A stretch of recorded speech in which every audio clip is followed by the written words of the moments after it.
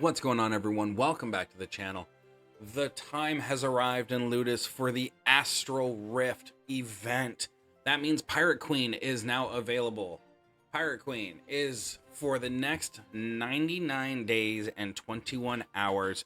She is an omni-factional faction member, which means she is a member of every single faction. So she gets every single faction week buff, which is pretty freaking insane.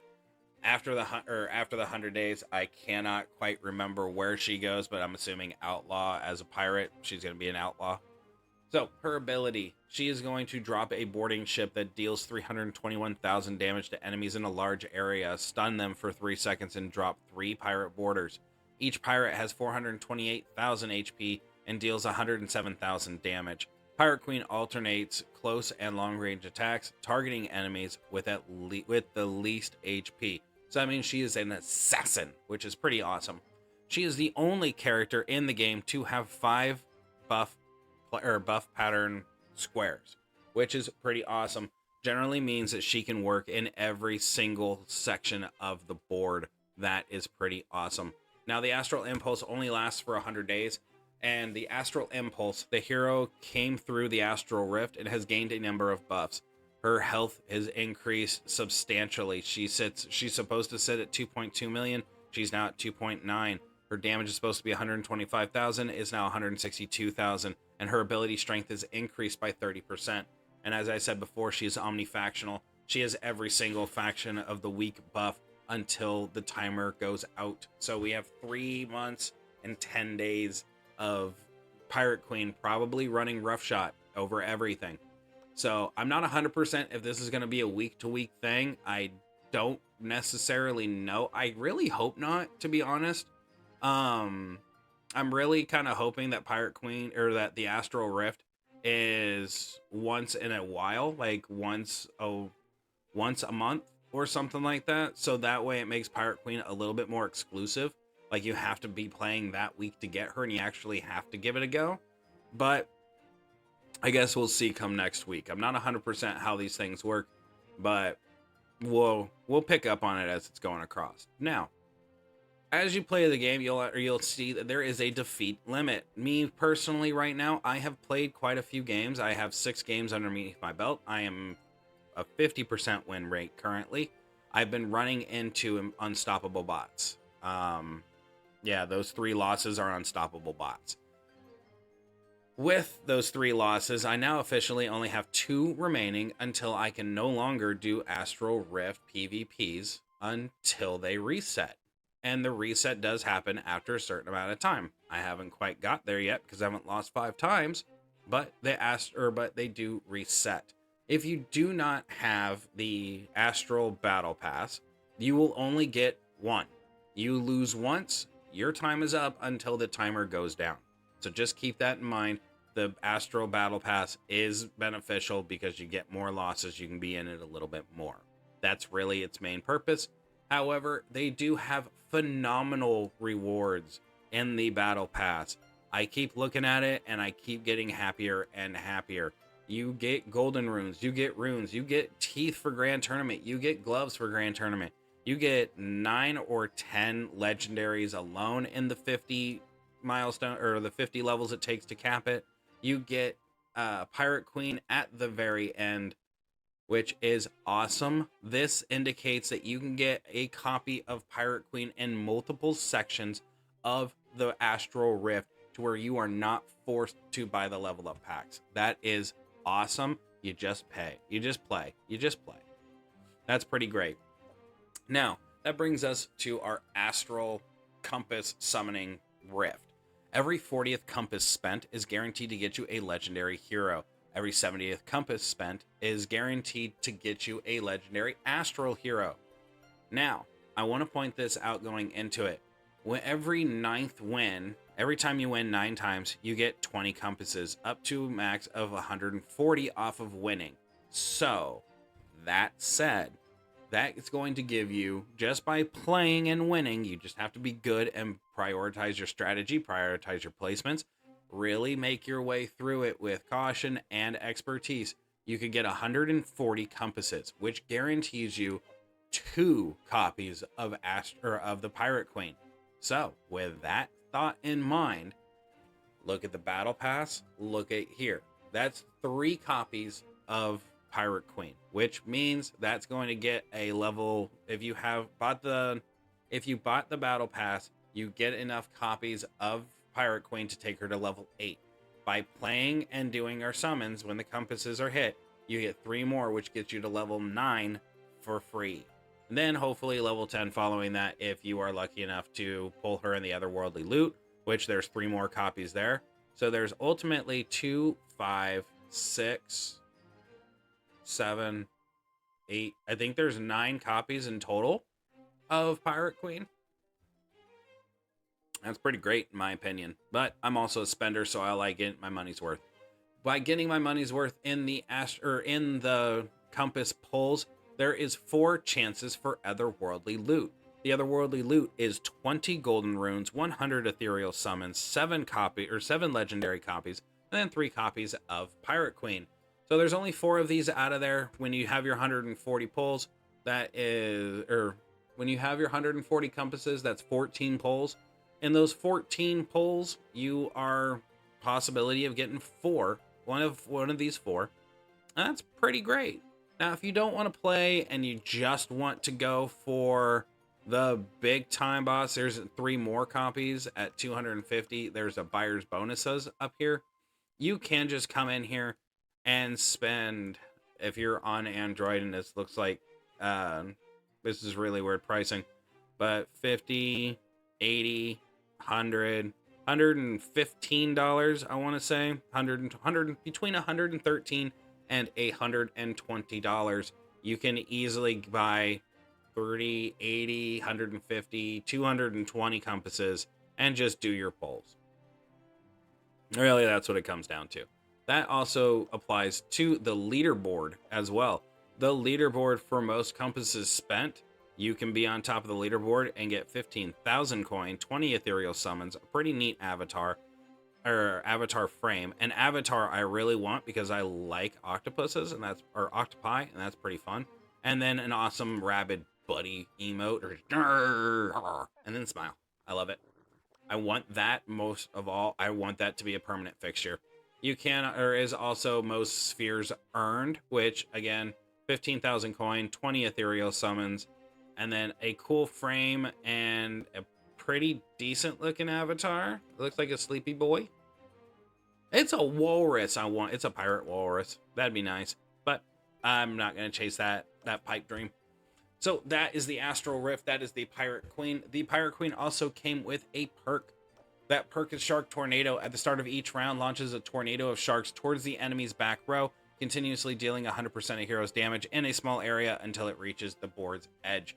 This is something I am going to be working on after I am done with a couple of perk projects in the form of Kitsune's perk and Griffin's perk.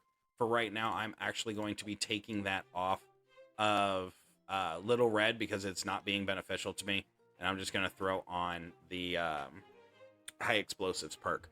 So let's do an Astral Rift fight and see what it's all about. Hopefully I do not get another unstoppable bot. I'm kind of tired of losing and having that defeat limit right there in my face, just right there in my dome. Yeah, I don't like it. I don't like it at all. I really don't. It's just a constant reminder of my failures. That's the other thing. Whatever you win, it looks like it goes into savings.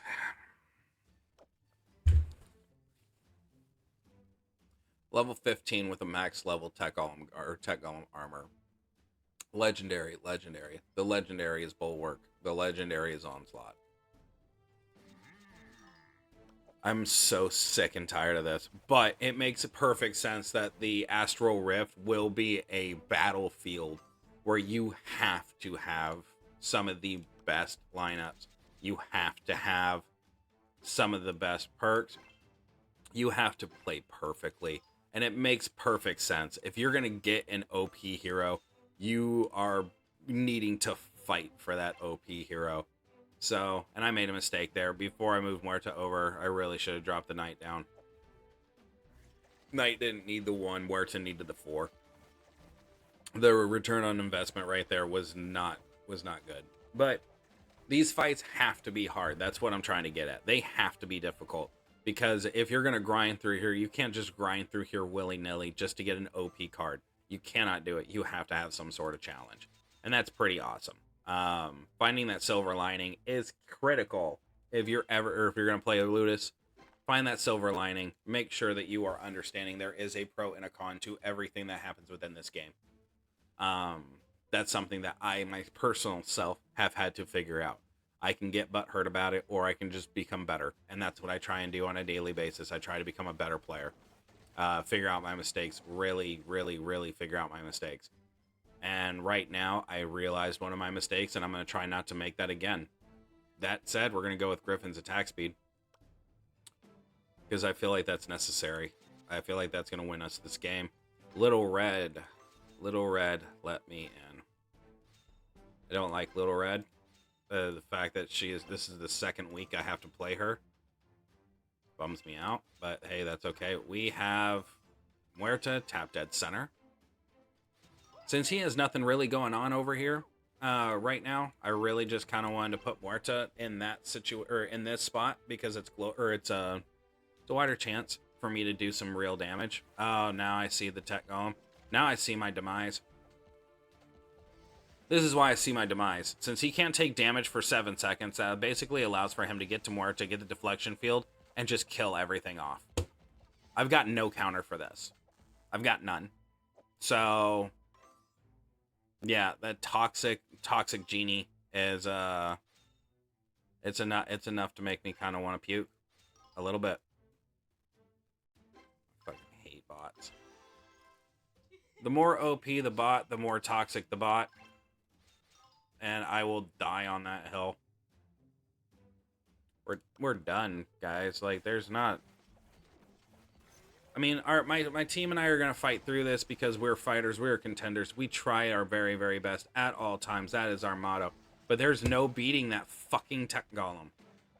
I'm getting upset. I'm going to get more upset about it because, yes, it is supposed to be difficult. Understood. Doesn't mean I'm not going to be pissed off that I didn't beat it. I'm a very competitive person. That's just me, and that's my nature. I'm competitive. I don't like to lose. And losing to an unstoppable bot, knowing full well that I can be that freaking good, is just worrisome. So, now we have... This is a make or break moment. He's not going to be taking damage. We need to understand that. But... in understanding that, we also need to worry about this Griffin here and this Little Red back here. So we're just going to put her front and center and stack. And normally I tell people do not stack, but in this scenario, we need to stack. We really don't need these Jelly Knights right now. We needed that. So let's go there, there, and there. Getting our Little Red. Now we have all of them super. Now let's see what we can do here. Got rid of the Muerta. There we go. There we go. Come on, guys. That tech golem he's a bitch. Come on. There we go. Perfect. Oh, God. That tech golem is a monster. He's just a monster. There's nothing we can do here. There's no benefit to any of this.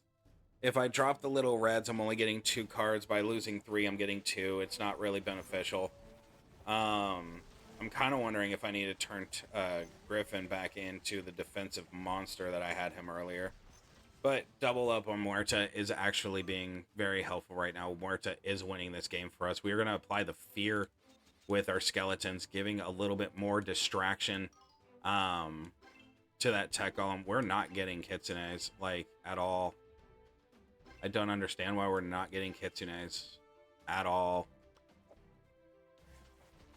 But our Muerta will guide us to victory. Our Muerta, her skeletons, the fear will guide us to victory. Come on, guys. Let's do this. Let's get the W. Come on. Get it, get it, get it, get it, get it. Good job. All right. The frustration aside, now I know I can still beat it. I don't like to lose. I'm pretty sure every competitive person in the world is feeling or feels the exact same way. You just don't want to lose. Okay, I'm trying to figure out how I can actually get Kitsune to supered. Drop the Muerta. Drop Muerta and that Kitsune. Go here, go here. Drop Jelly. Drop Kitsune and Jelly. There's 13. That's literally right there. Okay.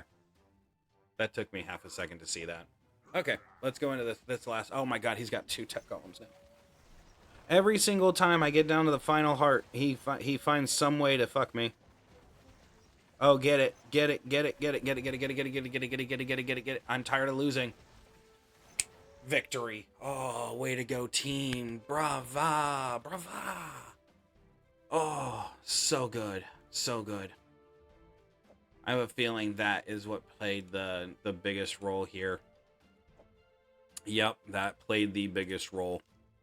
This saved us right here. Having double up Muerta saved us. Everything just kind of fell into place at that end. I'm so happy we won that, because that would have been a big trophy loss. That would have been a very big trophy loss. Okay, so that is the Astral Rift. That is the Astral Rift event PvP duel. I'm going to tell you this outright. It is the most challenging. What is this? Like, what leaderboard? Where have I fallen to 30? Like, what? Okay, I don't know. That threw me off. But I will say this. In the last 7 fights that I have had in the Astral Rift, not a single one of them has been easy. Not a single one of them has been a definitive win. Not a single one of them did I get to round 3 and go, I'm solid. Every single one of them has been a non-stop fight, generally leaving me with 1 or 2 hearts at the very end of it. So if you're going to be going into the Astral Rift, if you're going to have the same experience that I have been having in my last 7 fights, I highly recommend bringing in your strongest cards, bring in your strongest perks, make sure that your placements are perfect, because the rewards for the Astral PvP and the Astral Rift itself are phenomenal. And to get to those rewards, you have to win, and to win means being perfect. So do your best out there. I hope you guys succeed in this, and I really hope that this event is worth it for everybody. I believe it truly is. I believe Ludus is on an upward trajectory to where this game could be pretty fantastic, and I am honored every time I get to make a video for it. So with all that said, I'm going to leave you the same way I always do. Life can be fun if you allow it to be. We'll see you next time.